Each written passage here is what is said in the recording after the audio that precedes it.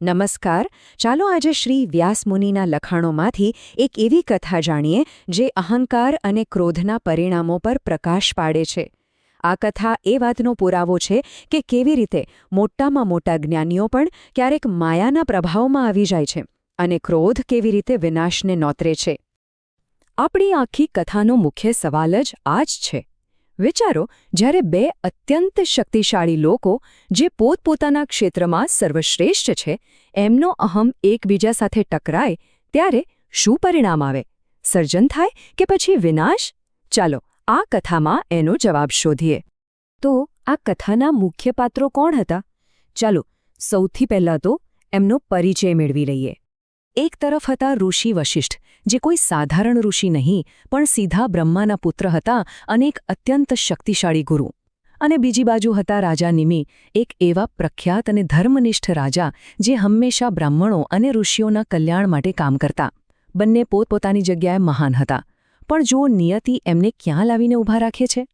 અને આ સમગ્ર ઘટનાની શરૂઆત થાય છે એક બહુ જ મોટી, એક ભવ્ય યોજનાથી. એક એવી યોજના જે આ બંને મહાનુભાવોના ટકરાવનું કારણ બની. રાજા નિમિની ઈચ્છા હતી એક યજ્ઞ કરવાની. પણ કેવો યજ્ઞ? કોઈ નાનો સૂનો નહીં, એવો વિરાટ યજ્ઞ જે હજારો વર્ષો સુધી ચાલે. હવે આટલા મોટા આયોજન માટે મુખ્ય ઋત્વિજ પણ એટલા જ મહાન હોવા જોઈએ, ખરું ને? અને એમના માટે પોતાના ગુરુ વશિષ્ઠથી મોટું કોણ હોઈ શકે? પણ અહીંયા જ વાર્તામાં પહેલો વળાંક આવ્યો. ઋષિ વશિષ્ઠ એ સમયે દેવરાજ ઇન્દ્રના યજ્ઞમાં વ્યસ્ત હતા. એટલે એમણે રાજાને જવાબ મોકલ્યો કે હું એ યજ્ઞ પૂરો કરીને પછી આવીશ. બસ આટલી રાહ જોવી રાજા માટે કદાચ મુશ્કેલ બની ગયું.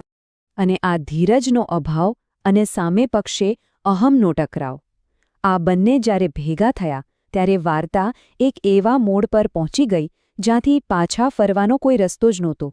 પછી તો ઘટનાઓ બહુ જ ઝડપથી બની. રાજા નિમિએ વધુ રાહ જોવી યોગ્ય ન સમજી અને બીજા ઋષિઓ સાથે યજ્ઞ શરૂ કરી દીધો. હવે જ્યારે ઋષિ વશિષ્ઠ ઇન્દ્રનો યજ્ઞ પૂરો કરીને પાછા આવ્યા ત્યારે એમણે શું જોયું? કે એમની જગ્યા તો કોઈ બીજાએ લઈ લીધી છે.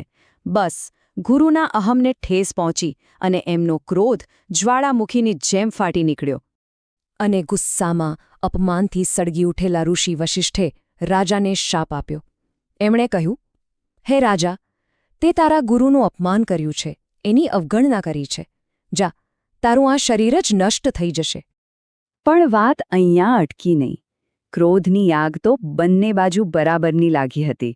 રાજા નિમિએ પણ વળતો પ્રહાર કર્યો. એમણે કહ્યું, હે મુનિ, તમે પણ ધર્મને ભૂલીને ક્રોધના વશમાં આવી ગયા છો, એટલે તમારું શરીર પણ નહીં રહે. આમ ક્રોધની યાગમાં બંને એકબીજાના વિનાશની જાહેરાત કરી દીધી. તો હવે બંને એકબીજાને શાપ તો આપી દીધો, પણ એના પછી થયું શું? આ શાપના પરિણામો કેવા આવ્યા? ચાલો જોઈએ. શાપ મળતા જ ઋષિ વશિષ્ઠ સીધા બ્રહ્માજી પાસે પહોંચી ગયા અને આ શાપમાંથી મુક્તિ માટે પ્રાર્થના કરી. બ્રહ્માજીએ તેમને એક રસ્તો બતાવ્યો. એમણે કહ્યું કે તમે મિત્ર અને વરુણના દિવ્ય તેજમાં સમાઈ જાઓ. અને એવું જ થયું. એ તેજમાંથી એમનો ફરીથી જન્મ થયો. આમ ઋષિને એક નવું જીવન મળ્યું. બીજી બાજુ રાજા નિમિનું શરીર ભલે નષ્ટ થયું, પણ એમના જીવનનો જે મહાન સંકલ્પ હતો, જે યજ્ઞ અધૂરો હતો, એનું શું? એટલે બીજા ઋષિઓએ એમના પાર્થિવ દેહને સાચવી રાખ્યો અને એમના વતી એ યજ્ઞને પૂર્ણ કરાવ્યો. અને હવે આવે છે આ કથાનો સૌથી રસપ્રદ અને આશ્ચર્યજનક ભાગ. રાજા નિમિનું અંતે શું થયું અને કેવી રીતે નિમિષ શબ્દનો જન્મ થયો? યજ્ઞ પૂરો થયો, દેવતાઓ પ્રસન્ન થયા અને એમણે રાજા નિમિની આત્માને નવું શરીર ધારણ કરવાનો વિકલ્પ આપ્યો. પણ રાજાએ જે માંગ્યું એની કોઈએ કલ્પના પણ નહોતી કરી. રાજા નિમિએ ભૌતિક શરીરનો મોહ છોડી દીધો હતો. એમણે એક અનોખી ઈચ્છા વ્યક્ત કરી. એમણે કહ્યું, મારે હવે આ શરીરના બંધનમાં નથી બંધાવું. મારે તો દરેક જીવની આંખોમાં વાસ કરવો છે. અને દેવોએ એમની આ ઈચ્છા સ્વીકારી. ત્યારથી જ આપણે જે આંખનો પલકારો મારીએ છીએ એ ક્ષણભરના સમયને નિમિષ કહેવામાં આવે છે. કારણ કે એવી માન્યતા છે કે એ દરેક પલકારામાં રાજા નિમિનો અંશ વસે છે. કેટલી અદ્ભુત વાત છે, નહીં? તો આ આખી કથામાંથી, આટલી બધી ઘટનાઓમાંથી આપણે શું શીખી શકીએ? આનો મુખ્ય સાર શું છે? આ કથાના મુખ્ય 3 બોધ છે. પહેલું, ગુરુનું સન્માન સર્વોપરી છે. બીજું, ક્રોધ એ વિનાશનું મૂળ છે, પછી ભલે તમે ગમે તેટલા શક્તિશાળી કેમ ના હો. અને ત્રીજું, અંતે તો ભક્તિ અને વિનમ્રતા જ સાચો માર્ગ છે, અને એ જ વ્યક્તિને તારે છે.